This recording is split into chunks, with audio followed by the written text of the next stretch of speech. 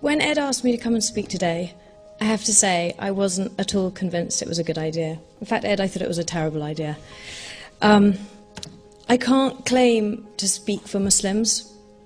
I'm not a theological scholar, and I'm certainly very far away from most people's image of what a good Muslim should be. And that makes me an easy target for those who don't want Kiliam to succeed. But it's exactly those reasons that Ed convinced me that he wanted me to speak. I studied Islam when I converted. Later I did actually the same master's degree as Ed at SOAS, majoring in modern trends in Islam. I have a huge respect for Islam, and most importantly, I'm bringing up my 2 children as practicing Muslims here in Britain. And from my own practical experiences and my academic studies, there's one thing that I've learned, and that is that Muslims don't fit into clear-cut, neat, simplistic categories, any more than anyone else does, for that matter.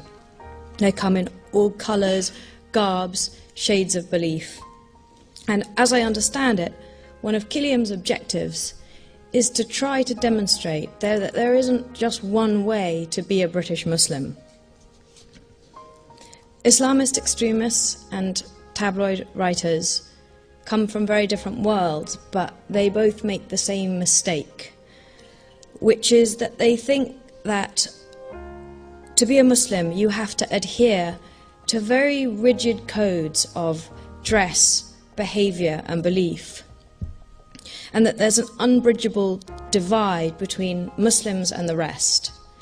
And I think they're wrong.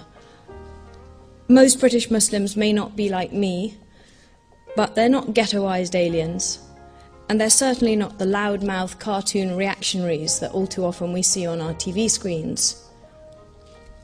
The vast majority are neither.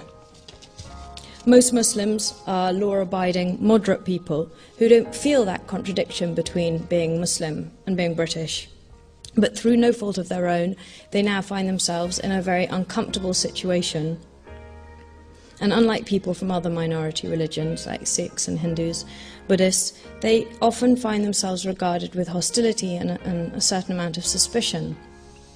I'm not naive. I can see why this is happening.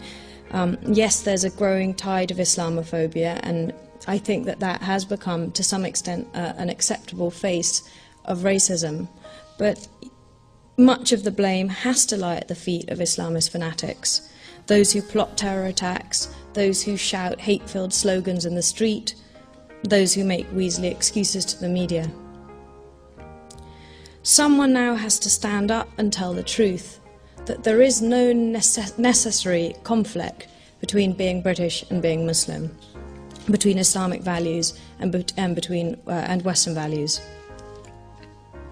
I don't want my children to have to choose between being British and being Muslim. At times, I have a 10-year-old son and an 8-year-old son, and at times, my oldest son shows signs of confusion. He's got one set of cousins here who go to discos, and he's got another set of cousins in Pakistan who are members of organisations like Tablighi Jamaat and Jamaat-e-Islami. And he comes back confused, and I can see that there's part of him that's looking for his own identity. And I can even see now how a culturally conflicted teenager might find that political ideology which is subversive and macho and exclusive and certain very attractive, and specifically because it gives a very particular identity to a child that's searching for that, trying to find his way. And as Sheikh Abdul Aziz al-Bukhari said, it's easy to be misled, and it's something that I worry about. I worry all the time about it. Someone has to give mainstream moderate Muslims in this country a voice, and I believe that Kiliam is that organisation. there are very few people who have the courage or the depth of understanding or the conviction to do what Ed and Marge and their colleagues are doing. And so I believe it's vital that British Muslims and their friends give them as much support as possible. If change is to happen, then it really has to happen from within the Muslim community. I'm sure some of you have read about the verbal attacks and the threats from Killiam's detractors over the weekend. And being more cowardly than Ed, I had a little wobble. And and he sent me a text saying, "Be brave. If there was no response from the dark side, then we would be failing."